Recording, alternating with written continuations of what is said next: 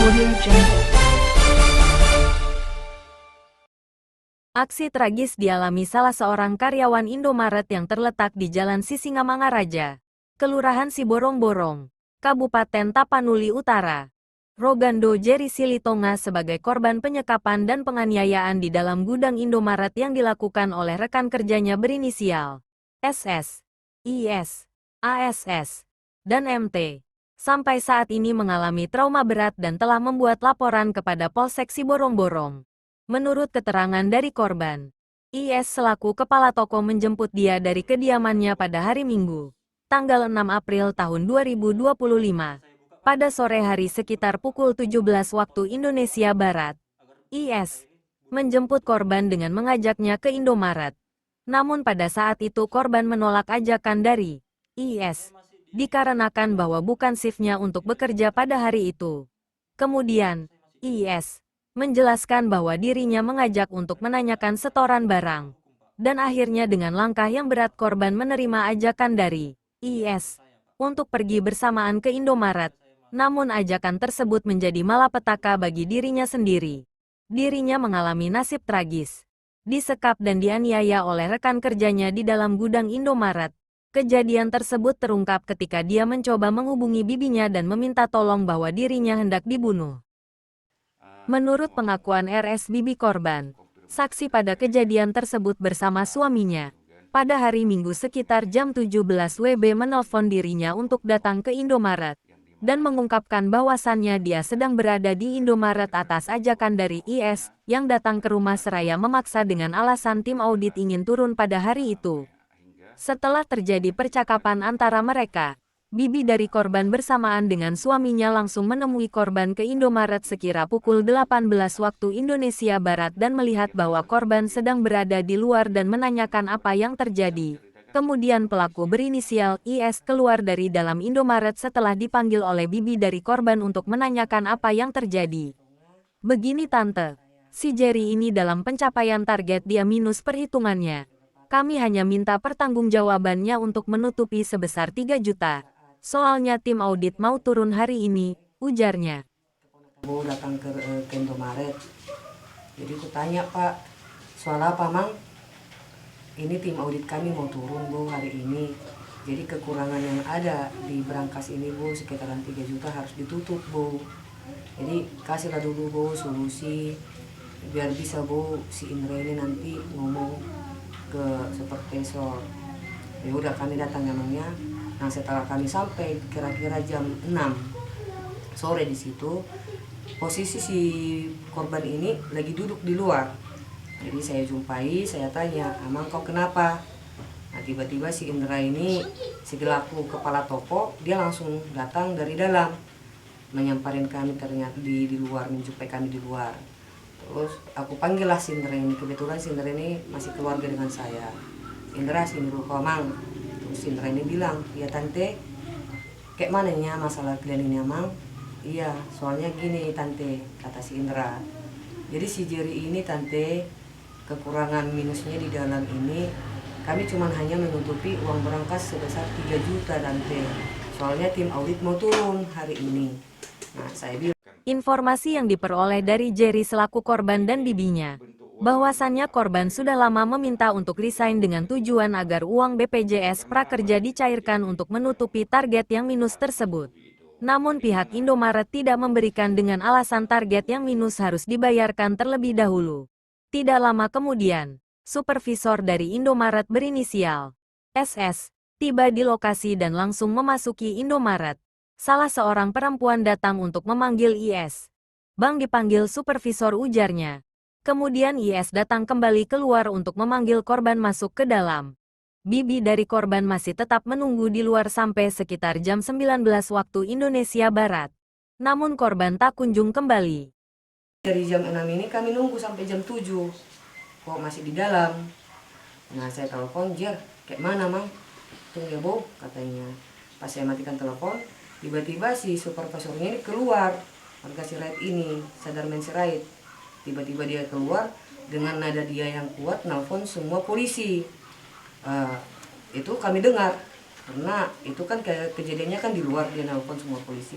Ya Pak, harus ditangkap ini sekarang si Jerry. Ini penyelewengan, ini penggelapan segala macam. Nah si Jerry kan otomatis kan ketakutan di situ Pak. Kemudian, SS selaku supervisor kembali masuk ke Indomaret di area gudang. Lama menunggu sampai sekitar jam 21 waktu Indonesia Barat, korban dihubungi oleh bibinya dan korban mengatakan ditunggu saja karena mereka sedang membuat perincian. Bibi korban memutuskan untuk kembali dahulu ke rumah. Jerry kembali menelpon dengan suara yang lemas dan mengatakan bahwa hari ini juga dia dipaksa untuk melunasi minus dari pencapaian target kerjanya sebesar 16 juta. Kalau kamu dipaksa begini, bagaimanapun caranya tidak mungkin secepat itu. Gak enak nanti saya marah datang ke situ nanti banyak orang berdatangan, ujar bibi korban.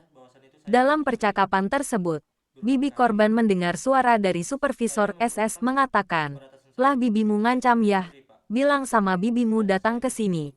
Panggil semua wartawan dan juga polisi, saya tidak takut, karena kalau saya pun mukul kau. Satu visum itu 5 juta sajanya. Gampang itu bagi saya," ujar supervisor.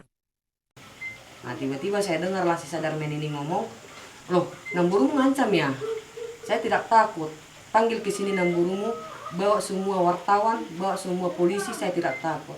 Karena kalau saya pukul pun kau, satu pisum 5 juta, nggak kemana kok, gampang bagi saya," kata si Sadarmen. Nah, habis itu datanglah si Jerry menjawab, masih ditelepon ini. Saya dengar percakapan mereka. "Loh, kan Bapak yang ngancam-ngancam saya duluan," katanya si Jerry.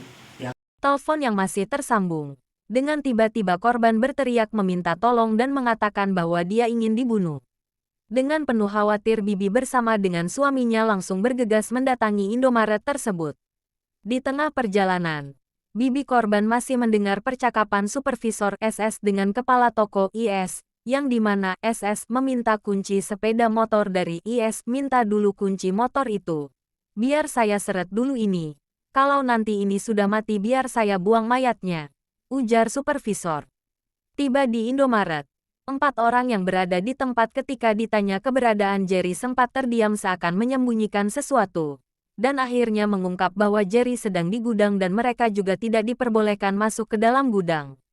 Setelah itu bibi dari korban langsung menuju ke arah gudang sembari menggedor-gedor pintu gudang. Teriakan dari Jerry terdengar merintih meminta tolong kepada bibinya dari dalam gudang tersebut. Setelah itu terdengar suara dari SS mengatakan kepada IS, "Buka aja kunci pintunya," ujarnya. Melihat pintu sudah terbuka, bibi dan juga suaminya melihat dengan langsung korban sedang dibekap tangannya layaknya seperti diborgol oleh IS dan melihat kondisi Jerry yang sudah sesak bernafas. SS yang dengan posisi mencekik korban langsung ditarik oleh perempuan yang merupakan karyawan di sana juga. Bibi dari si korban secara spontan mengamuk di dalam gudang tersebut. Bibi korban langsung menanyakan pada SS dan IS, "Kalian apakan dia sampai begini?" Tanyanya. "Gak saya apa-apakan kok, gak saya apa-apakan kan si Jere," ujar SS kepada sejumlah karyawan yang berada di tempat dengan tatapan yang begitu sinis penuh ancaman. Dan sontak karyawan di sana mengatakan bahwa SS dan IS tidak memperlakukan apa-apa pada si korban. Sontak dengan nada yang tidak berterima dengan kejadian itu, bibi korban menanyakan kepada Jerry apa yang terjadi. "Aku dicekik dan dibekap tanganku di belakang. Lihat itu ada di sini CCTV, bisa kita buka apa yang mereka lakukan kepada saya," ujarnya. saya buka, "Jer, saya gedor-gedor. "Jerry, buka Jer. Jerry, kau diapain Amang di dalam?" Nah si Jerry langsung teriak lagi dari dalam, "Tolong bau, tolong," katanya si Jerry. Jer, itu kami masih lama loh mengetuk pintunya, masih belum dibuka sama mereka."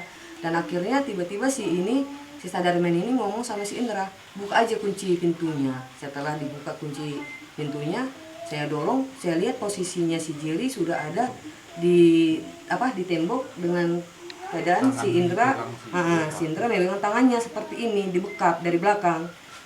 Saya lihat kacamatanya sudah pecah dan di situ saya lihat wajah si Jerry ini sudah susah bernapas.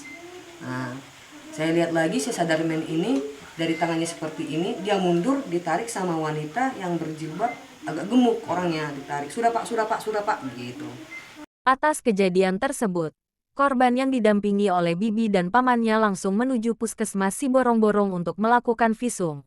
Dan keesokan harinya, Senin tanggal 7 April tahun 2025, korban telah resmi melaporkan dugaan tindak pidana penganiayaan tersebut dengan LP-29, _4, _2025, _SPKT, Polsek Siborong-Borong, Polres Tapanuli Utara, Polda Sumut. Jerry yang merupakan korban ketika dimintai keterangan oleh awak media ini, mengungkapkan bahwa kejadian yang keji itu memang benar dilakukan oleh mereka, yang berinisial SSISASS dan MT. Mereka menyekap saya, membekap tangan saya layaknya di borgol dan mencekik saya di dalam gudang yang dikunci oleh mereka, ujar Jerry Silitonga dengan kondisi trauma berat. Setelah kejadian tersebut, korban mengalami sesak nafas dan trauma yang cukup serius sehingga korban banyak terdiam seakan masih terbayang-bayang atas kejadian yang dialaminya. Keluarga korban berharap kepada pihak berwenang Polsek Siborong-Borong Polres Tapanuli Utara agar segera mengusut tuntas kejadian tersebut yang memiliki dampak trauma serius bagi korban. Begitu juga para pelaku agar segera diamankan secepatnya untuk memberikan efek jera dan menebus kesalahan yang telah diperbuatnya.